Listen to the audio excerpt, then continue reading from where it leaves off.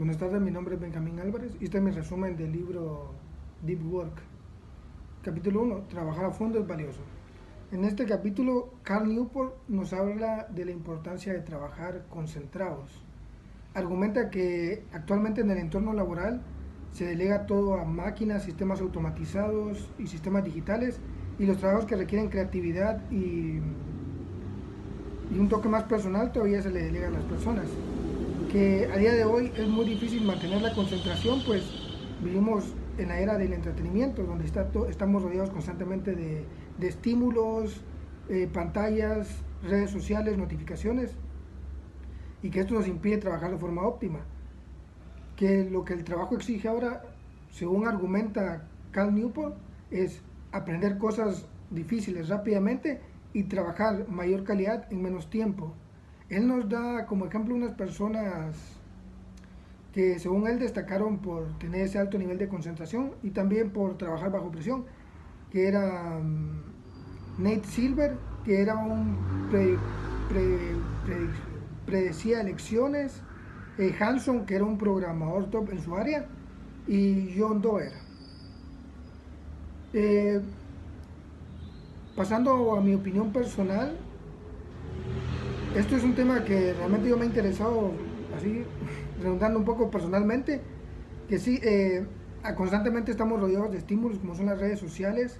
Eso hace que los niveles de dopamina que nos genera eso, hace que luego estímulos más sencillos no nos generen satisfacción y no podamos concentrarnos en eso, porque el cerebro inconscientemente nos castiga, porque es como una forma de que nos dice, esta actividad no me genera satisfacción inmediata, como puede ser, por ejemplo, redactar un documento, leer un libro, hacer un informe. Todo eso son como estímulos, nos puede generar cierto estímulo a largo plazo, y eso al cerebro ya no le gusta, porque se ha acostumbrado al, al estímulo que le genera, al estímulo inmediato que le genera, por ejemplo, recibir una notificación en una red social, un mensaje de alguna persona. Y Cal Newport nos menciona también de que es necesario no trabajar con multitarea.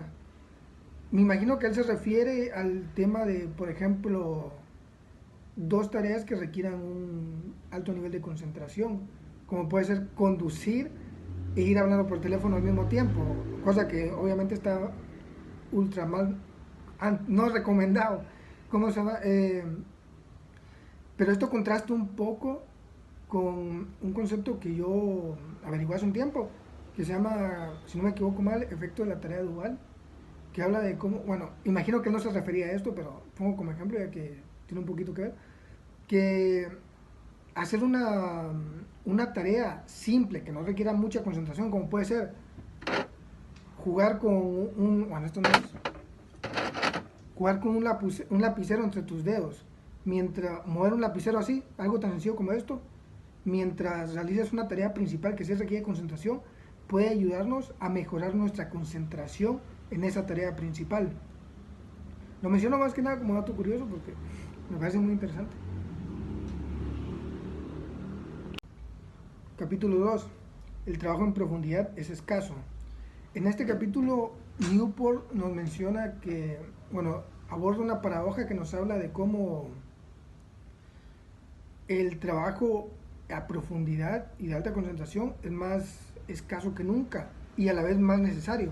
Esto sucede porque las empresas, al carecer de unas métricas o un sistema adecuado para medir el rendimiento intelectual de las personas, suelen valorar más el trabajo visible. Esto apoyado por una cultura empresarial que se ha vuelto un poco tóxica en ese sentido. Básicamente se podría decir la superficialidad de las tareas que se realizan.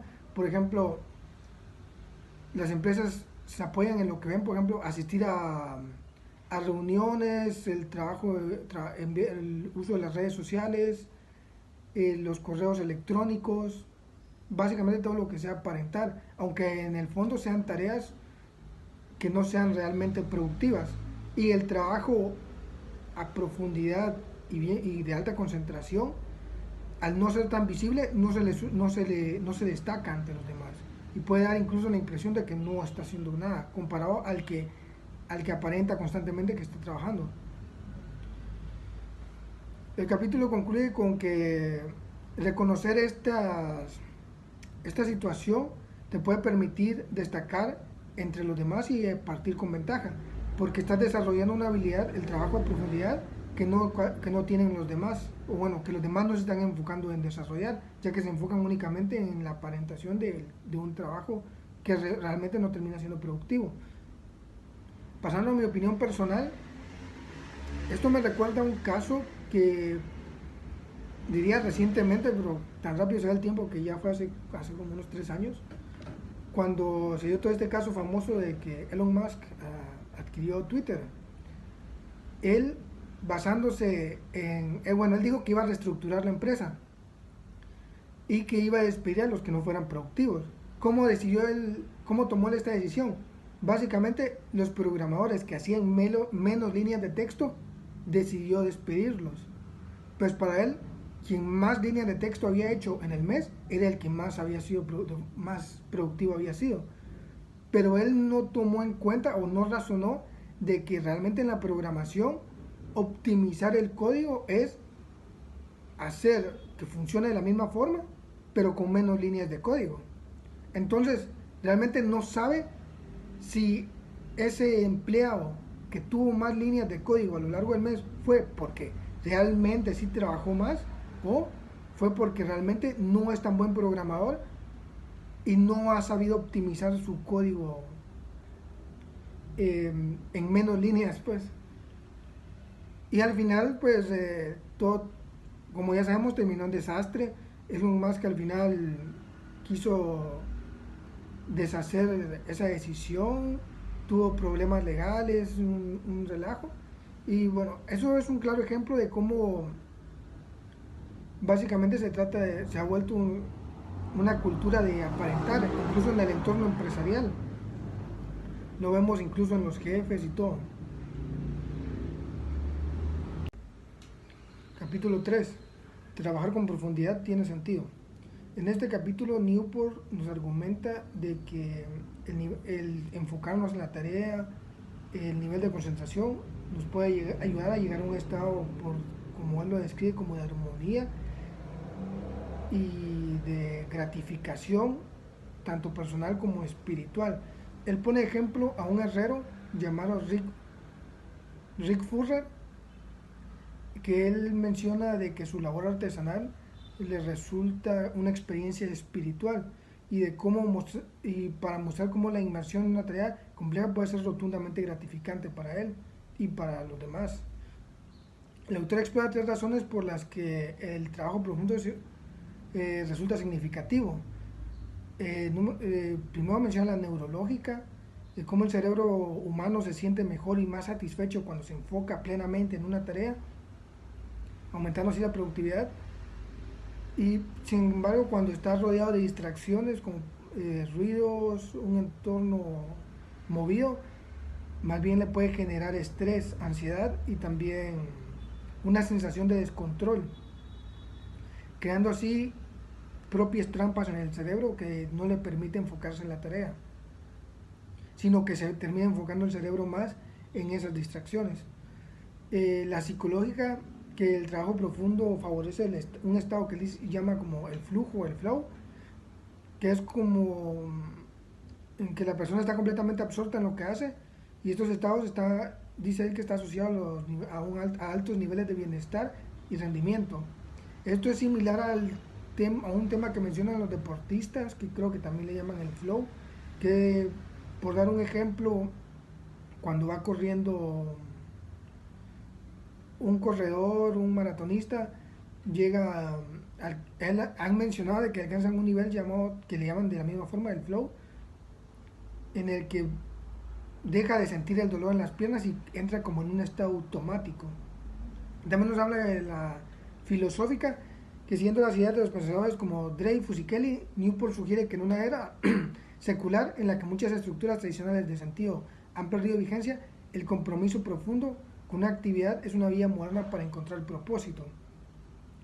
Así el capítulo sostiene junto a Newport de que debemos que trabajar profundamente por razones, no solo debemos trabajar profundamente por razones pragmáticas, sino también porque nos ofrece una vida más rica, más conectada con nuestros valores y más satisfactoria y más gratificante. En resumen, una vida profunda es una buena vida, según argumenta Newport. Como opinión personal, creo que colé un poco ahí lo de los deportistas, pero eso también me recuerda a algo que yo vi antes, de que mencionaba, de que ejemplificaba y comparaba con lo de la búsqueda del tesoro, de cómo la obtención del tesoro como tal nos genera una gratificación, pero que esta es instantánea y que queda ahí, es de corta duración. Sin embargo, cuando le damos un enfoque diferente, por ejemplo, enfocarnos en lo que es la búsqueda del tesoro como tal, resulta más gratificante que el tesoro en sí. Esto lo usaban para ejemplificar el trabajo en general, de cómo dándole simplemente un cambio de perspectiva al día a día, por ejemplo, estoy dando un poquito de vueltas de más, pero por ejemplo, enfocarse solo en el sueldo, en que hago esto porque me van a pagar. Entonces te enfocas solamente en la paga y buscas excusas para evadirte, eh, te deshaces de tareas, no reniegas de tu trabajo constantemente y esto te alarga, te hace sentir más laborioso, más pesado tu día a día y te vuelve inevitablemente menos productivo. Sin embargo, cuando te enfocas solamente en el día a día, lo que vendría a ser la búsqueda del tesoro, eh, entonces se te hace más llevadero e incluso más gratificante porque te enfocas en lo que haces constantemente.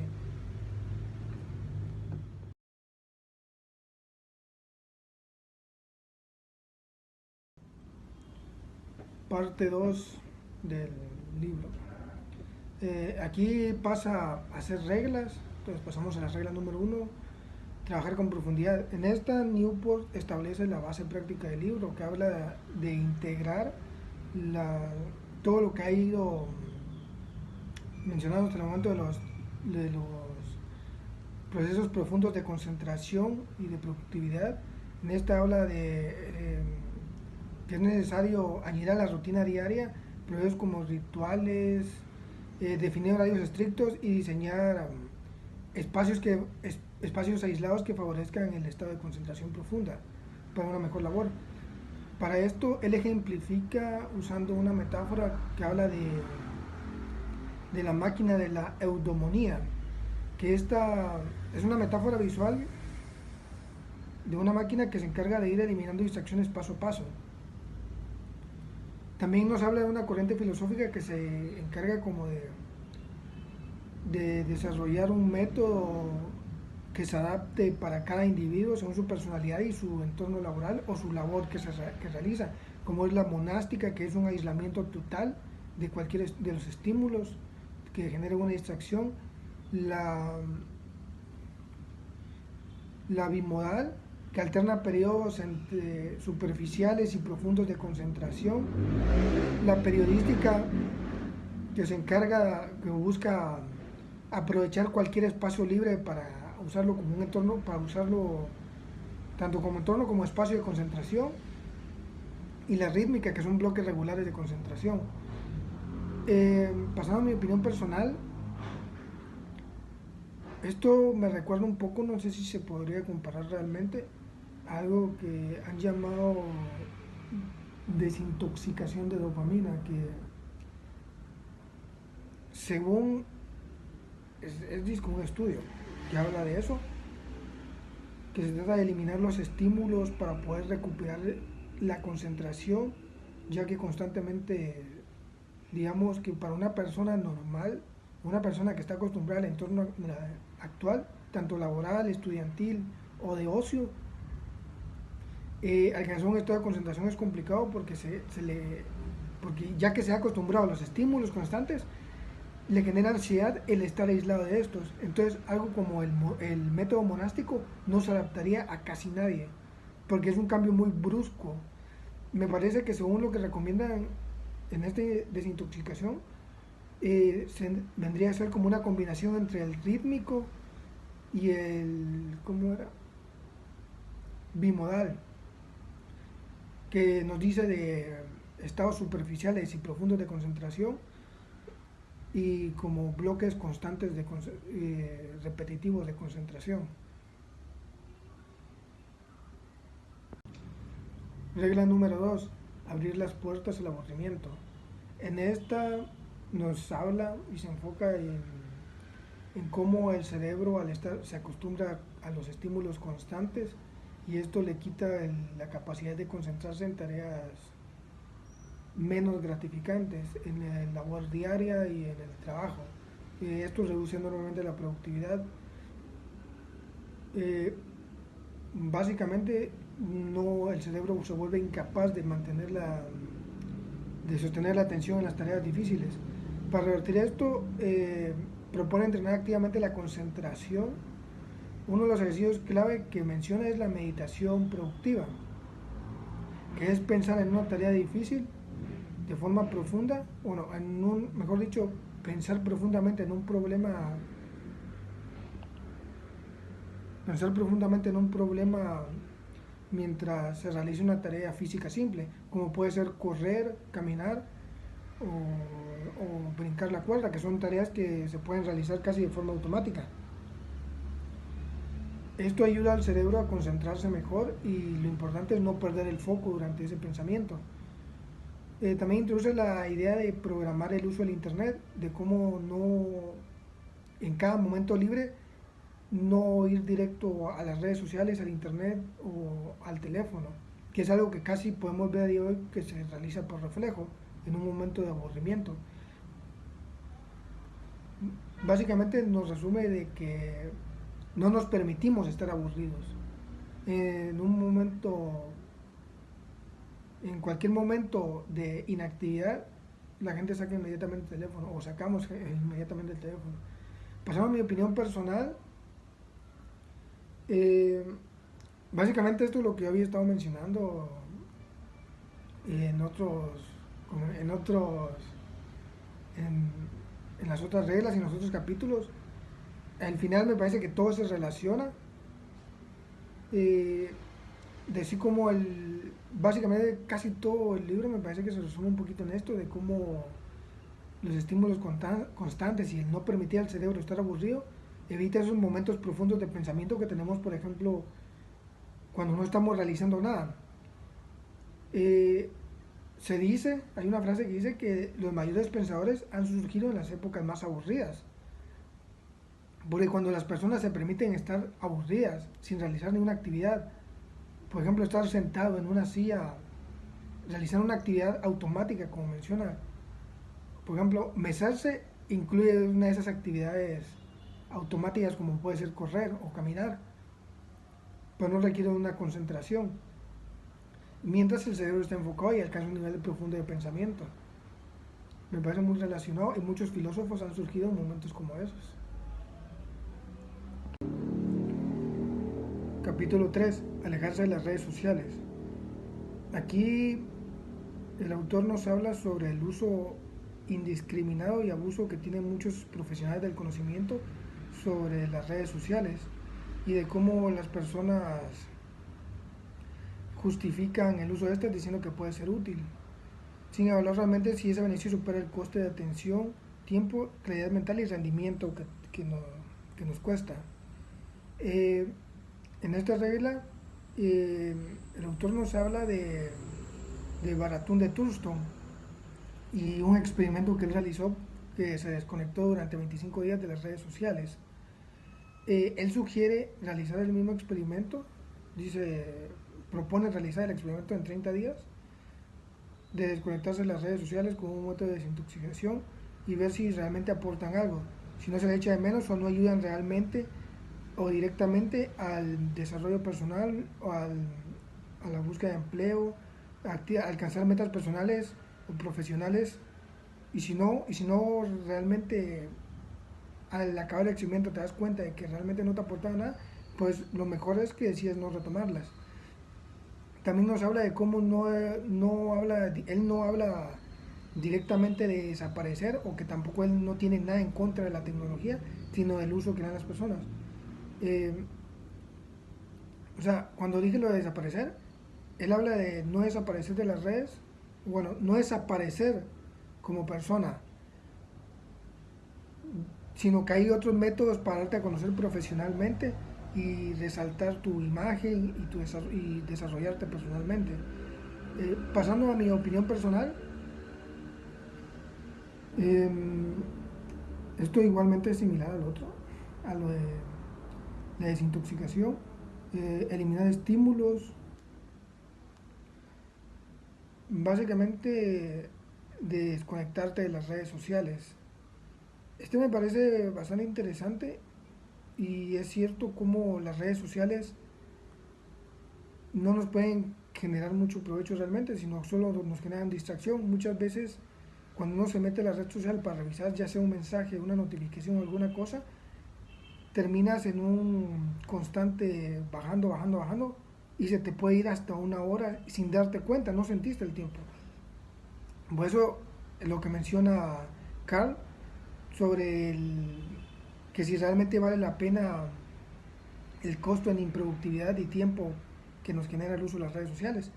También me recuerda un poco al hecho de que las redes sociales últimamente también están enfocadas en crear conflicto.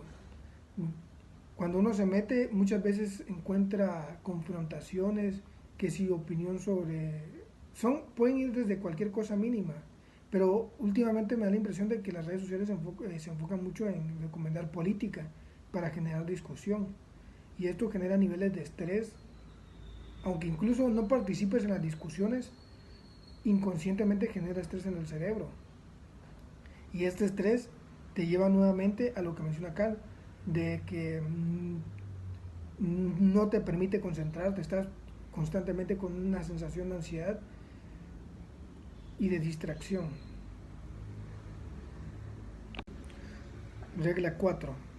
Aquí el autor nos habla de una empresa llamada 37 Signals que decía reducir la semana laboral de 5 a 4 días, como aparentemente como un experimento, y se da cuenta de que la productividad eh, no varía, por lo tanto deciden mantenerlo. Esto a lo que llega a la conclusión con toda esta historia es de que habla sobre cómo gestionar el tiempo y la energía y de cómo se eliminan las tareas triviales. Esto tiene que ver con uno de los capítulos que vimos antes, que hablaba de la superficialidad en el trabajo. Al reducir el tiempo de trabajo, básicamente eliminando un día de trabajo, la gente se vuelve más productiva con su tiempo, pues dispone de menos. Se minimiza toda esa capa superficial de trivialidades como es correo, responder a correos, revisar las redes, reuniones innecesarias, tareas repetitivas y el politiqueo que se realiza en las empresas. Eh, el autor invita a medir la profundidad de cada actividad profesional y preguntarse si una tarea realmente requiere la concentración y si genera resultados valiosos a largo plazo. También sugiere aplicar técnicas como es la planificación en bloques, o sea, que nos indica de, de organizar el día de forma deliberada, reservando tiempo importante y limitando las interrupciones. El autor también nos menciona de que esto, al limitar así el día, en lugar de, valga la redundancia, limitar la creatividad, más bien la potencia, pues al disponer de menos tiempo, reservamos toda esa concentración y energía en resolver los problemas realmente importantes y dedicamos menos a las trivialidades. Muy similar a lo que pasó, o bueno, lo que quiso ejemplificar con todo la historia de la empresa. Pasando a mi opinión personal, esto me recuerda a lo que pasó en la época industrial, de la revolución industrial, cuando los periodos de las jornadas de trabajo eran de 12 horas y los comités lucharon para que se redujera a 8 y 10 horas.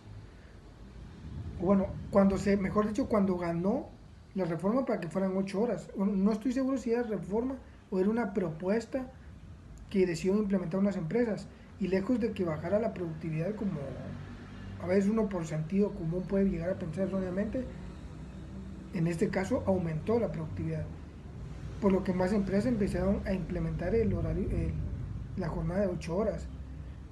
Se dieron cuenta que realmente un trabajador quemado es menos productivo que un trabajador feliz.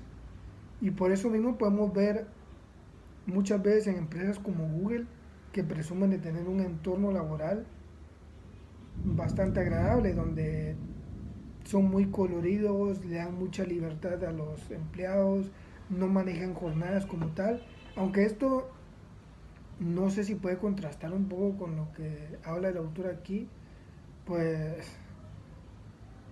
si uno cuando uno mira cómo es un entorno laboral de Google, uno diría que hay muchas distracciones. Supongo que son dos partes psicológicas distintas, no sé cómo se puede unir ambas cosas entre un entorno laboral movido, alegre y con estímulos o que busca darte como confianza y generarte como confort en el área laboral a lo que habla Newport, perdón, de, de reducir todas estas distracciones y enfocarte y cerrar tu concentración en algo. Sería de investigar un poco más y ver otras referencias. Hasta aquí todo mi resumen del libro. Espero haya sido adecuado. Muchas gracias.